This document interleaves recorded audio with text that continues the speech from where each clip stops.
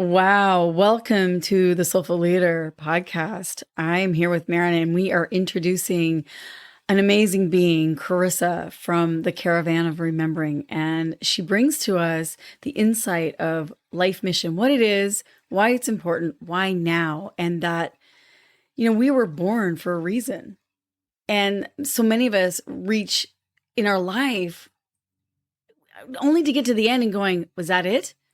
Like I missed something and I have so many of my friends and family members and clients of mine who say, it's too late, or why bother? It's too hard. It's too big. No matter what age you are, no matter where you are in your life, whether you are, a president of a company or you are literally a teenager trying to find out, who am I? Why am I here? What is the purpose of my life? It literally transcends all time, space, and age so that we can unite together and really, become this remedy for what is needing right now in this world. There's no mistake that we are born in this time, in this place. And Carissa has such great insight and awareness about why life mission and what it is and how it's different. So we're super, super excited.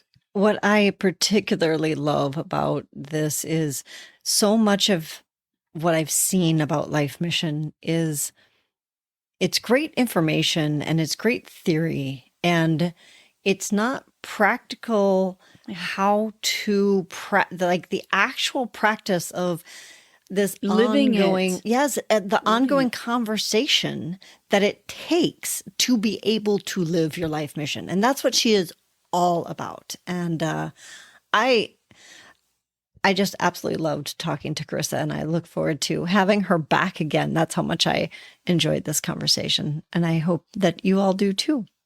So enjoy. And remember that you can find us at thesoulfulleaderpodcast.com. And when you're looking for the information that she shares, you can find it in the show notes. So all the links will be in the show notes. Enjoy today's podcast.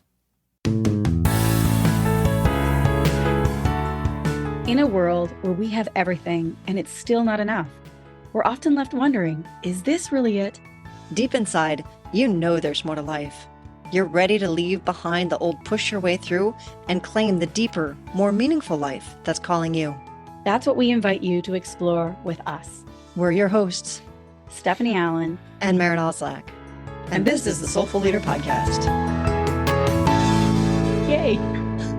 So welcome back to the Soulful Leader Podcast. We are super excited to have our special guest, Carissa, with us today, talking about life mission in particular, very specifically. And one of the things that I know about you, Carissa, is that this is your passion.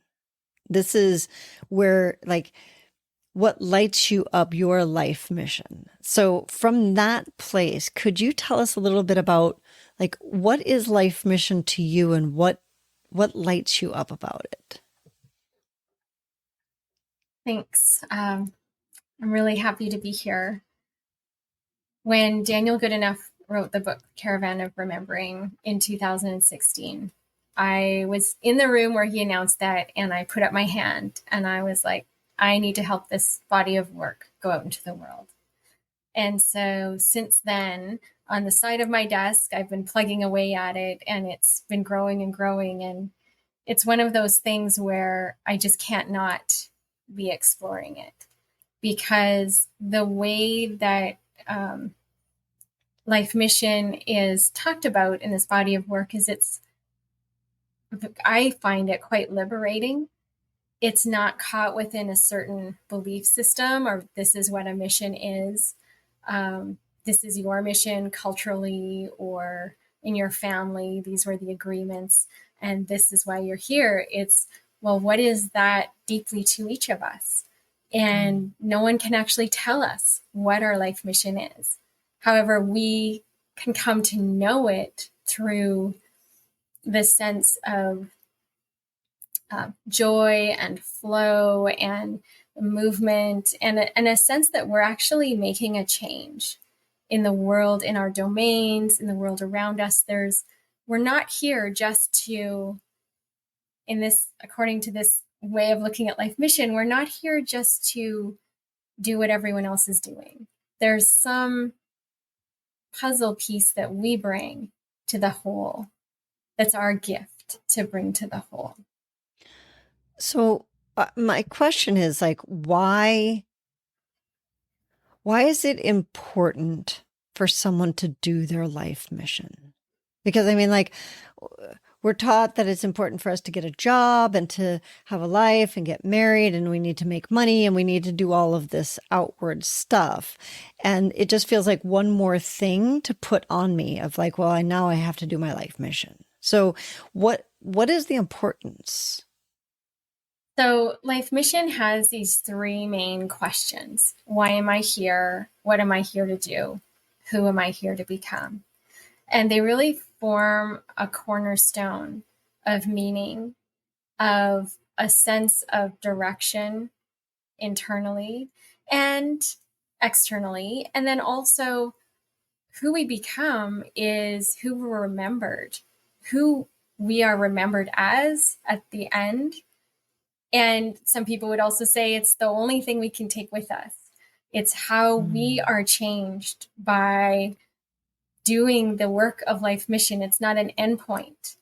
And so it changes us being in the conversation so that when we do get to those last moments, we can say, I've been in that conversation. I've been connecting deeply with what has meaning to me. I've been exploring that in my life. And there's a sense of peace and joy that comes with that. And there's a sense of, I brought my gift. One of the things that motivated me, there's two main things. When I was a teenager, my father passed away, and he was not happy when he passed away. And this set me on a course of, I don't want to live like that. I want to have a better life. So that set me on a whole course of healing and understanding what that would mean to live a meaningful life. Then in my 30s, my grandmother confided in me 6 months before she died that she hadn't done the thing. And I could feel the grief and the longing in her. And I tried to help. I was like, Grandma, she was in her 80s. You could still become a lawyer. I know you could. There's people in their 80s who do it. And then she died 6 months later. And I felt this, that created in me a longing to want to support people. And this fire of like, what would that have meant to her to be in that moment saying, I did do the thing. I explored it. I let myself do that. I didn't let the structures around me in my life dictate, or the beliefs or the cultural repressions in my life dictate what I could do. And so why somebody who's comfortable in their life might consider this is that comfort alone won't get us to that deeper place of meaning, of being the gift that we can be, being the remedy in the world. It won't get us there. It takes a certain kind of attention on this intention of life mission to unfold that in ourselves. And then it's so worth it for the ripples that creates in the world around us. There's a few things that you're bringing up that I just hear. It's like the puzzle, the missing piece in one's life. It's like you can have this outer thing, whether it's work, relationship, finances, health, whatever that outer thing is. But I'm also hearing that missing piece of that puzzle is that there's also an inner, like when you actually choose a life mission, it may not be something that externally is measured, but that internal, that changes within you, that becomes the remedy for humanity. And if you could say a little bit more of that. And because when I think of my brother is famous for this. At Christmas time, we always get a freaking puzzle, and he steals a piece of it every freaking time. And we don't even know that he's stolen a piece. And then, you know what it's like to put that last piece of a puzzle in? There's such satisfaction, right? There's such peace, like you're mentioning. And as you're saying this, it's like, each one of us is a piece in that puzzle. And if it's missing from from that overall view, that big picture, there's that feeling of like unsatisfaction or there's something missing.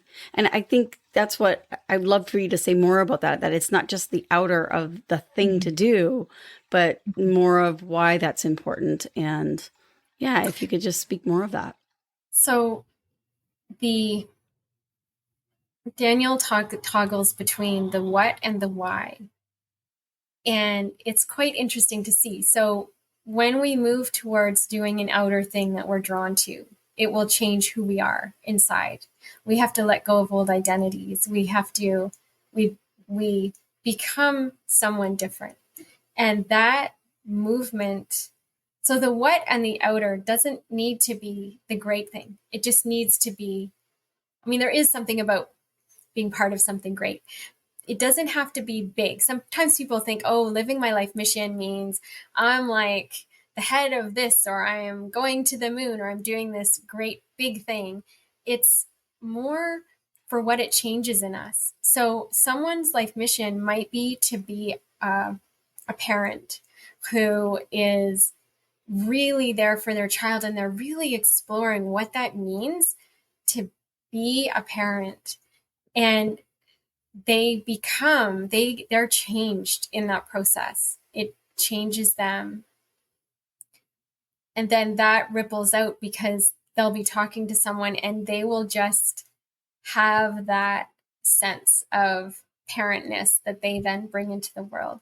And then there's also, and I think maybe what you're pointing to is the, in the who we become.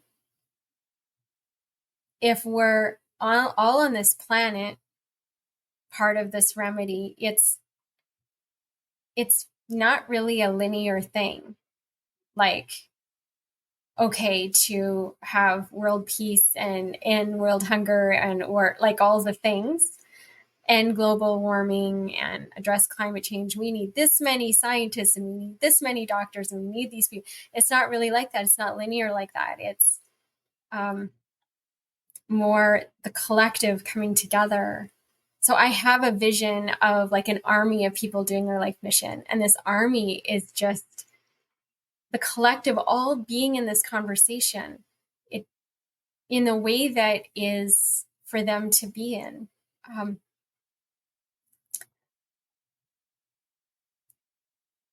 Well, I can kind of speak in some ways, like what I'm hearing you say is like, sometimes we think that life mission is supposed to be easy. If like you're skilled, you've got these talents and gifts, and oh well, if it's meant to be, it's meant to be. It'll just happen effortlessly. And life mission, it's neither yes or no around that. It's what's changing within you. So when there's something that you're longing for, and you have to change, you have to become something different internally in order to be able to work with it externally. And that is also life mission. So, I work with a lot of people who are going through, many difficult challenges with their health, whether they're getting a diagnosis of something and they have to change. And I know when I've talked to individuals that way that, I look at that as a life mission. Sometimes the very thing, you cannot be the same person with this disease in order to heal it. You actually have to change. And that to me is a part of tempering and becoming, who do I need to become and why is this important? And that is a practice. It's a hard one. I think it's a really challenging one when there's a life-threatening illness that has to come up. But I've seen it when people step into learning how to love themselves or learning how to let go of a trauma or they learn how to forgive themselves or another, or like these things are happening, and then how it outwardly changes and also physically changes them. It's interesting, maybe a little tangential, but today when I was working with a client, he was saying that he appreciates this work because he actually said he liked it better than therapy. And this is why. He said, because I still meet the things that come up for me, the feelings and because he's tried to work with things for a long time. With the Caravan sessions, he knows why he's doing it. So he has a deeper sense of what gives him meaning and why, and that helps him move through the challenges in a different kind of way. So it's not just for healing's sake. It's healing so he can get on with it and he can do this thing. And it sounds like it's also joyful. Like, look at you smiling Yeah. right now. Like, for those who are listening, you can't see the big grin that Carissa Yeah. has on her face right now, but there's a playful, joyful, inspirational moment rather than, oh, I gotta work through this right? thing. Yeah. It's like there's an ignition that comes to move through the things. And something else that he said was that, something I said to him was, there was something he was going for. It just reminded me of what you were just saying, Stephanie. I said to him, to do that thing, you need to be that person who does that thing. So now you need to let go of any part of you that thinks you can't be that. And now just step into being that who does that. And it was quite interesting because when he did that, he started coming up with examples of, oh, actually, I can do this thing that I'm called to. So that just reminded me of that when you were saying that. I think that's so important because so often, especially like in therapy, it's like we're thinking we need to fix ourselves. There's something to fix, as if we're wrong or, and so if we're fixed, then we'll be okay. Whereas this, when you think about it from a life mission perspective of what if I'm absolutely perfect the way that I am, because it's leading me to who I am becoming, and having that future that's calling you and connecting to that piece that's calling you. Now it all kind of like he was saying, like that therapy piece, it all comes together of like, oh, that's why I am the way that I am. And that's how it can be in service. And that's how I can use it. And then it's going to lead me to be the next iteration of myself. And that, like you were saying, the what you do changes who you are, which changes what you do, which changes who you are. So it becomes this ongoing joyful exploration instead of what, at least in my past, therapy has been just about fixing myself, which is, it's kind of yucky to feel like you have to fix yourself, right? So I'm reminded of a conversation that I had with Daniel a couple of years ago around the life mission, one of the life mission scales, which is telling the higher story of something. And this is a beautiful scale. It's called a scale because it's practicing like in piano. We practice our scales. Life mission is a practice of building the skill of inquiry. So one of the skills is tell a higher story. And I was experiencing some struggle with the higher story of being highly sensitive. When I was young, I felt highly sensitive. I didn't have a word for it. And I had a lot of negative baggage around it. So I went through phases of, the empowered highly sensitive, learning about highly sensitivity, then being the empowered highly sensitive person, then helping others feel empowered around it. But I felt like there was still something more here. And what Daniel said to me that just so spoke to me was, what if high sensitivity is not only part of your past, it's actually required for what's incoming for your future? That to be very highly sensitive, to be able to pick up on the clues and the signals of what's coming, that you'll need to even develop this further to really hone this as a gift. And it just completely changed how I was seeing it as this thing I had like a burden, this thing I had, and then a thing that I had to manage. Now that I understood it, now I could manage it. Now I could feel empowered within that. But all of those are still just below this radar of I am wired this way for a reason, which you were pointing to, Maren. And so it became a blessing instead of a burden. I'm thinking of those who are saying they're neurodivergent and that same idea. Like we recently did a podcast with, recently on that. And I love what you just said, that what if you were actually born this way because it helps you tune in to what and who you are meant to become. And because the planet needs you in that way to be that person. Yeah. It's like all this neurodivergence out there. We label, we see as a problem, we have to manage it, and which is all has a place. I don't, have a problem with that. And I remember going to hear someone talk years ago who's like, we're going to need more and more neurodivergent people who will be able to be present to the way our world is moving. And that just stayed with me. On multiple levels at multiple times. Right? It's like, oh, I can jump because I'm neurodivergent. Right. In a way that if I was just, my brain needed to be just like in a certain way that we're actually trained, I think, a lot to do. I might not be able to track things. I'm loving this because this whole, instead of a burden, it's a blessing, because it's meant to help you develop your reason for being in the life mission. That, in the ordinary world, it doesn't fit in that puzzle because the puzzle is evolving. Mm-hmm. And we are meant to be evolving and changing our connections and our pieces. And it's not a once and done, is it? It's not a fixed thing. There's kind of both and to that. There's a blueprint in us that's like our inner oak tree. We have the cone in us to become that oak tree. That's why we can connect to memories we had as a child. We can connect to a sense of our essence, our core essence. We can connect to that no matter where we are. And as Daniel talks about, that tends not to change. There's just some deep part of us that it's like that unchanging note in us.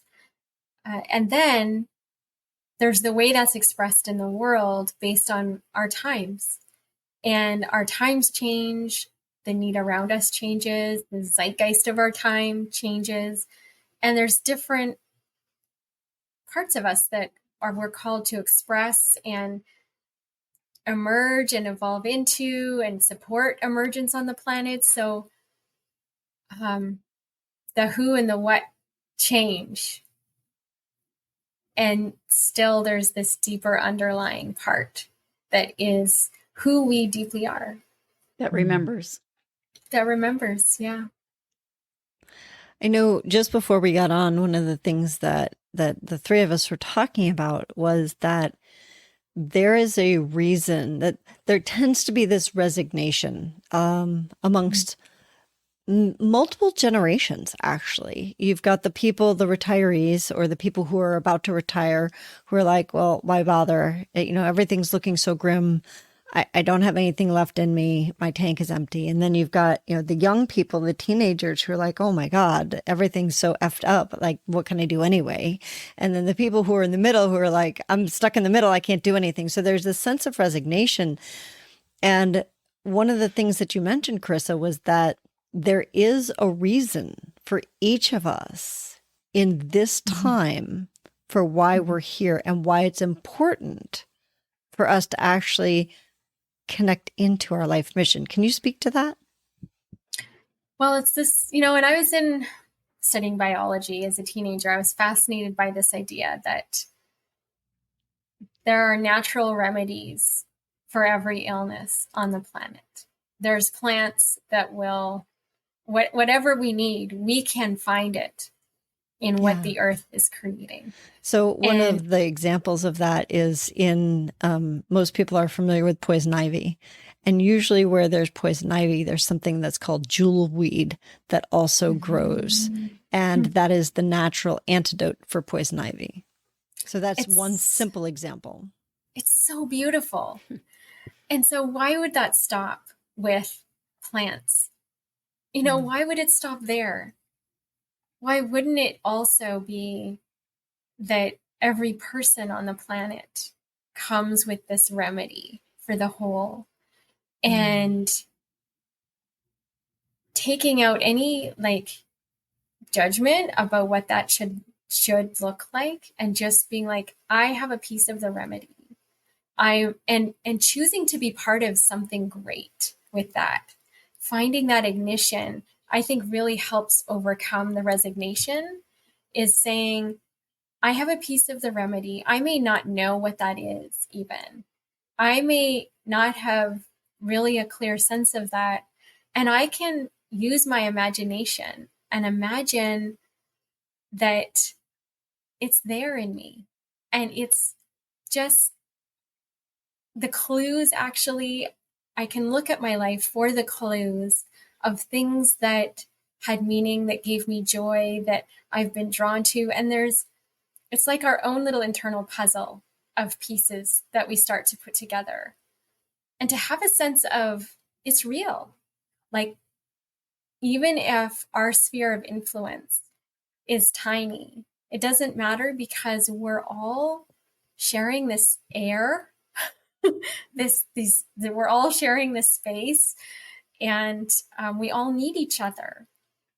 Because if there's a quote in Caravan that, and this was like a motivator for me too. If I come in with this unique, we all come in with this unique kind of celebration, cornucopia of ways that we're here to develop and grow and offer our gifts. If we don't connect with that, then what we were here to do may be left undone. And so if we all have a remedy, and it may be left undone if we don't begin to explore it, then there's a loss there. And something that I find so consoling that Daniel also says is, even if we don't fully know our life mission, just being in the conversation of it means we're on the path of it. It's not a one and done, I achieved it thing. It's a ongoing conversation that changes us and deepens us and moves us inside. So even just beginning to be willing to be in that is a big step. I think I've heard it before that, even just holding the question, who am I? Why am I here?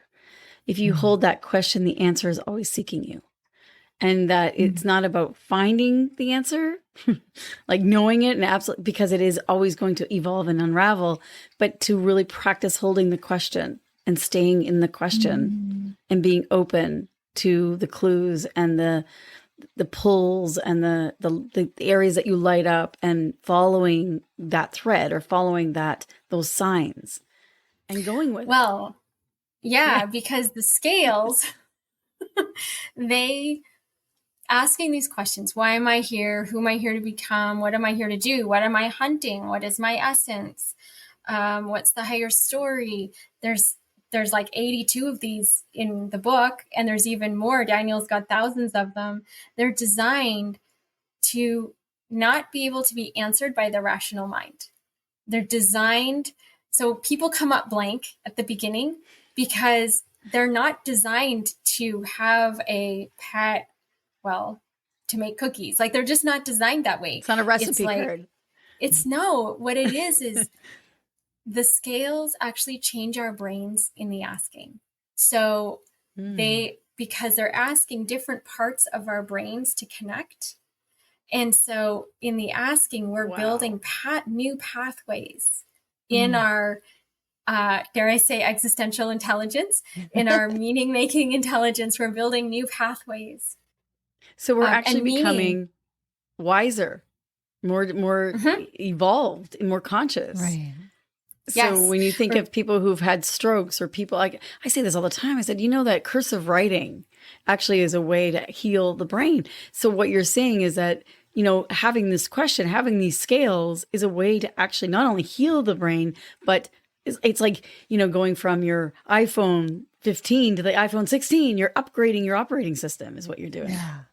And meaning, feeling the sense of meaning that comes from exploring these scales is the thing. I mean, Viktor Frankl talked about it. Other people talk about it. It's like, when we have meaning, we can get through so much. It's like, so resiliency. Man, we're covering it all on this podcast. Well, I love that one of the things I wrote down that you had said about life mission is that it's a practice of inquiry. And I think that as we've been talking about the questions and what it does and how it changes who we are, this practice of inquiry that we're in on a regular basis, it lights me up. And it encourages me. I loved your image of that each of us has a piece of the remedy inside of us. Mm-hmm. And I feel like it's not just my responsibility, it's also my right for me to live into that. And that's what this practice of inquiry, it feels like I get to live into it instead of it's something I should or have to do. It's a privilege that I get to live into. I just think of, as we've been together on Caravan Go sessions, which are our inquiry sessions where we get to practice this, and how doing this in community with others is a big part of this work. It's not meant to be done alone. It's meant to be done connected to each other, hearing each other. I mean, we can do it on our own. Even in the book, there's guides and community. And we're bringing that out into the world as guides and community. And you too, Maren, as a caravan guide, it's like we're finding these ways to create a context and a space for people to explore these questions together. And then to just, it's so I don't want to overuse the word joyful, but being in those spaces and hearing the vast diversity of answers that someone has, like, what was the recent one? Like, who would you want to be your life mission, mother or father, and brother, sister, uncle, or aunt, or whatever. And just how we really do come to that in such unique ways.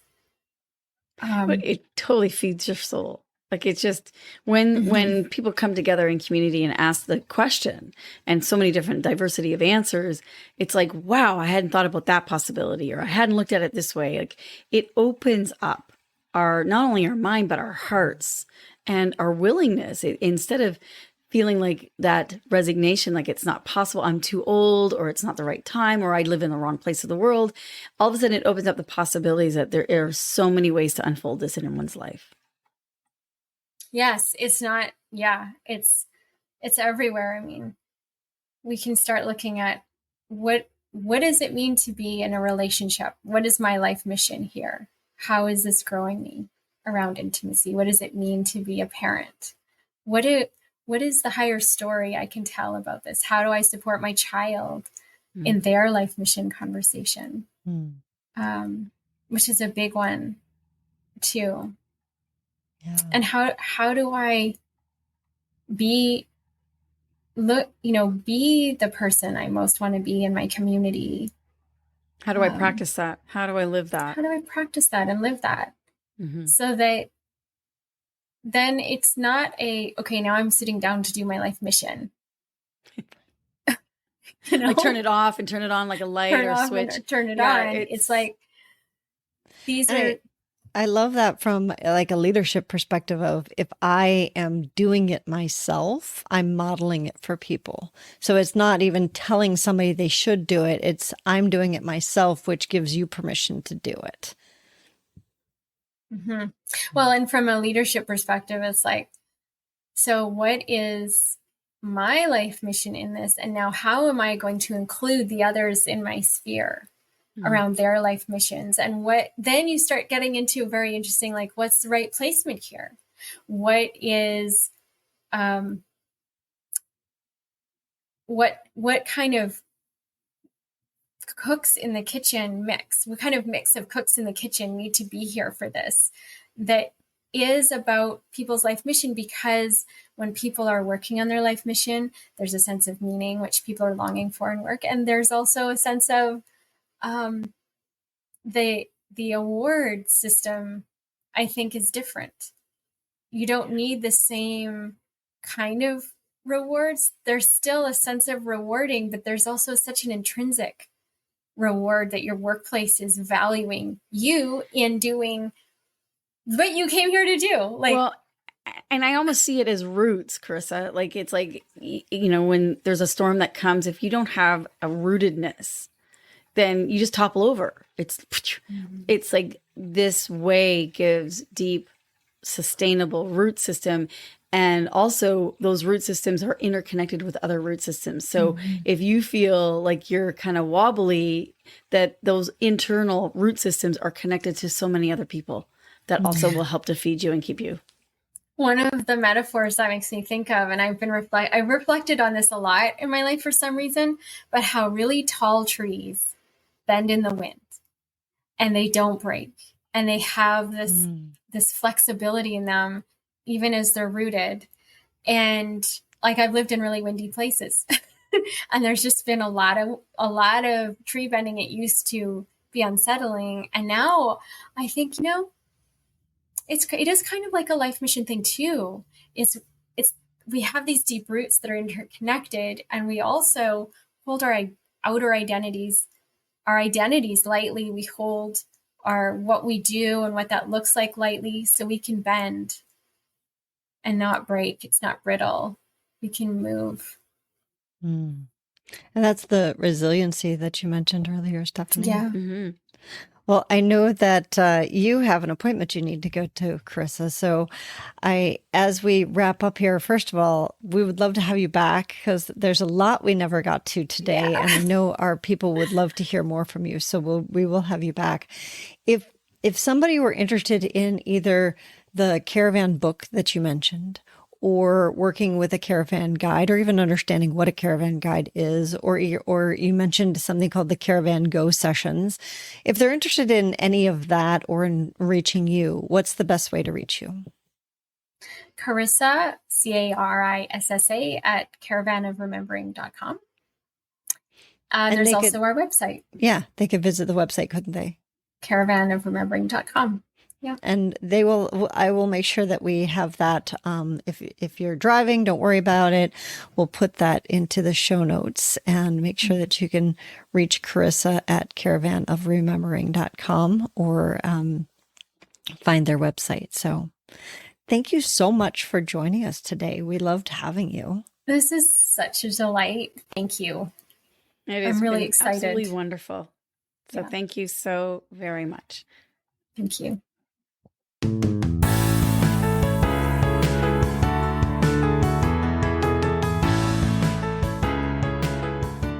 And that wraps up another episode of the Soulful Leader podcast with your hosts, Stephanie Allen and Maren Oslack.